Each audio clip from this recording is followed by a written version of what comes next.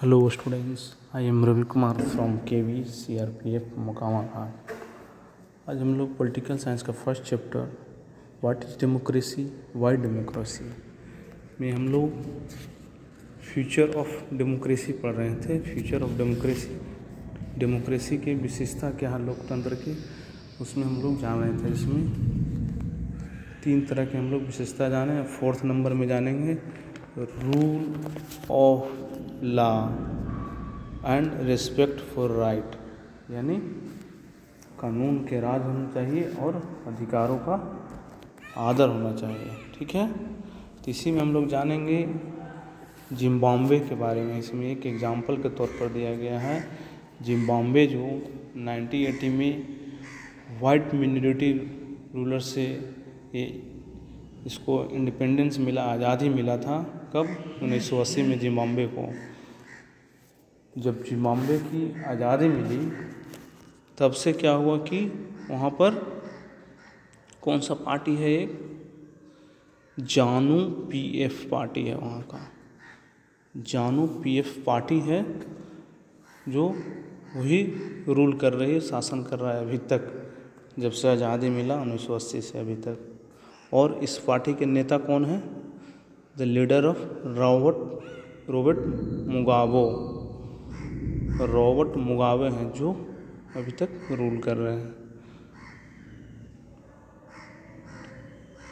ठीक है, और वहाँ पर जो इलेक्शन जो होता है वो भी रेगुलरली होती है। ऐसा नहीं है कि इलेक्शन नहीं होता, इलेक्शन भी होता है, लेकिन हर बार वहाँ क्या है, जानु पीएफ पार्टी ही वहाँ पर जीतती है। हर बार जीतती है जानु पीएफ पार्टी। कहाँ? तो अफ्रीका में है ये जिम्बाब्वे, वहीं के रॉबर्ट मुगाबे हैं जो हर बार जीतते हैं। ठीक है, रॉबर्ट मुगाबे जो है जो बहुत ही पॉपुलर लीडर है, ऐसा नहीं कि सही पॉपुलर लीडर है, लेकिन इलेक्शन में वो क्या करता है, अनफेयर प्रैक्टिस यानी गलत तरीके से प्रयोग करता है इलेक्शन में। और वो क्या है कि बहुत साल से वो कॉन्स्टिट्यूशन में चेंज किया जा रहा है, बार बार चेंज करते रहता है संविधान जो है वहाँ के जिम्बाब्वे के उसमें। और वहाँ पर प्रेसिडेंट्स का जो पावर है, increase of power of the president, जो राष्ट्रपति हैं उसका पावर को बढ़ा दिया है। और उसकी अकाउंटेबिलिटी यानी जिम्मेवारी है जो उसको कम कर दिया है। ठीक है, और ऑपोजिशन पार्टी के जो वर्कर हैं उसको हैरेस्ट करता है, यानी परेशान करते हैं रॉबर्ट मुगाबे के पार्टी। और उनकी जो मीटिंग जो होता है वो अपोजिशन लीडर का, उसको भी हम लोग गड़बड़ी करते रहते हैं, करवाते हैं उसमें। और फिर जिम्बाब्वे में जो गवर्नमेंट के एंगेस्ट में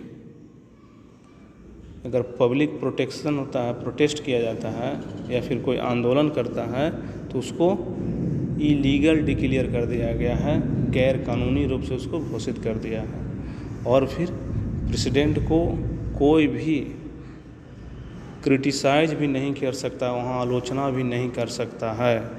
और एक चीज़ है वहाँ पर टेलीविज़न और रेडियो है जो किसके कंट्रोल में है, तो गवर्नमेंट के कंट्रोल में है, जो कि उस पर सिर्फ क्या दिखाता है, वो रूलिंग पार्टी के वर्जन को ही, उसके विचार को ही दिखाता है। और वहाँ पर बहुत सारे इंडिपेंडेंस न्यूज़पेपर भी हैं, ऐसा नहीं कि नहीं है, इंडिपेंडेंस न्यूज़पेपर भी हैं जो गवर्नमेंट की अगर खिलाफ अगर कोई जर्नलिस्ट है अगर कुछ लिखता है तो उसको बहुत ज़्यादा वहाँ पर हैरेस किया जाता है, परेशान किया जाता है। और क्या है कि रॉबर्ट मुगाबे के जो जानु पीएफ पार्टी है वो जो कोर्ट का जो जजमेंट है उसको भी इग्नोर कर दिया गया है, मानता नहीं है। अगर कोई जज अगर उसके खिलाफ कोई फैसला दे दे तो उस पर क्या करता है, प्रेशराइज करता है, दबाव डालता है जज पर भी। ठीक है,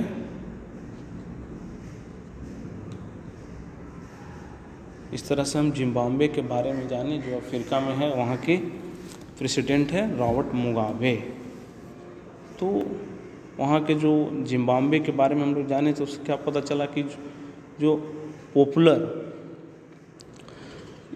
approval of the ruler is the necessary in a democracy.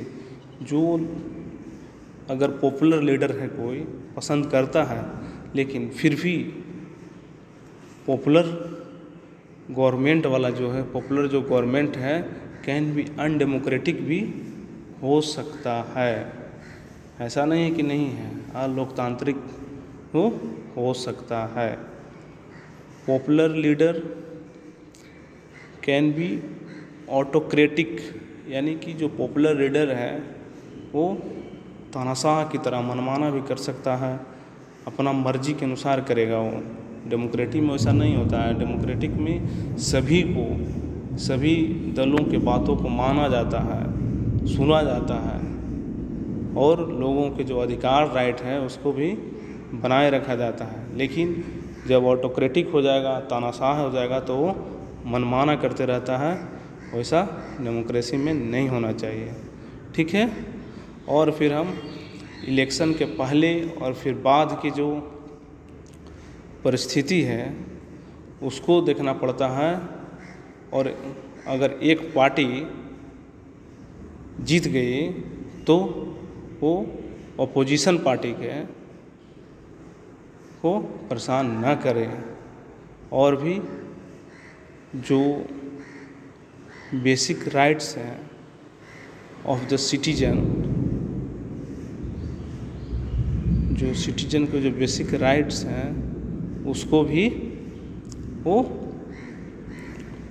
लोगों के अधिकार को छीन न सके, और फिर लोगों को फ्री टू थिंक, यानी सोचने के लिए फ्री किया जाए, सोच सके आदमी, और फिर ओपिनियंस रख सके, अपना विचार को प्रकट कर सके, राय बना सके। और फिर डेमोक्रेसी में क्या है, एक्सप्रेस दीज इन पब्लिक, और सार्वजनिक रूप से वो अपने विचार को व्यक्त कर सकता है। और फिर फ्रॉम एसोसिएशन, यानी वो संगठन भी बना सकता है। और टू प्रोटेस्ट भी कर सकता है, उसको प्रोटेस्ट करने की भी स्वतंत्रता होनी चाहिए। ठीक है।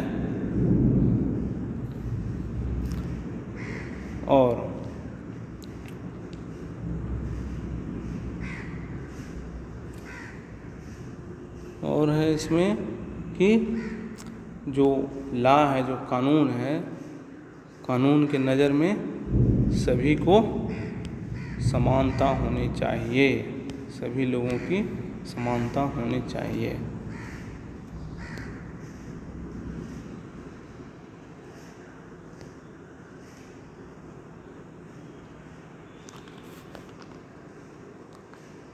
ठीक है। और इसमें एक चीज़ और है कि सेकंड जो हुआ, उसी तरह डेमोक्रेटिक गवर्नमेंट है जो सिर्फ इस कारण से मनमानी नहीं कर सके, अपने मन के अनुसार नहीं कर सके कि वो चुनाव जीत गया है। ऐसा भी नहीं है कि इलेक्शन जीत गया तो वो अपना मनमानी कर सके।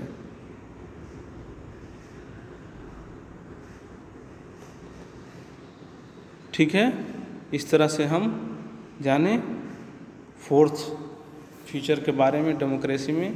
तो क्या था फोर्थ फीचर कि a democratic government rule within limits set by constitutional law and citizen rights, यानी जो एक लोकतांत्रिक सरकार है वो एक रूल के लिमिट में, कानून के लिमिट में रहकर वो काम कर सके। ऐसा नहीं कि वो जीत गया है तो जो इच्छा है उसको करे, ऐसा नहीं, कानून के नियम से। और जो रूल, जो कानून है वो कहाँ से पता चलता है हमको, तो कॉन्स्टिट्यूशन से, जो संविधान में लिखा गया है उससे। और उसके साथ जो लोग के हक है, राइट है, सिटीजन राइट, उसे भी छीना नहीं जा सके, छीनना नहीं चाहिए। ठीक है, इस तरह से हम जाने डेमोक्रेसी के फ्यूचर के बारे में, फोर्थ फ्यूचर जाने। ओके।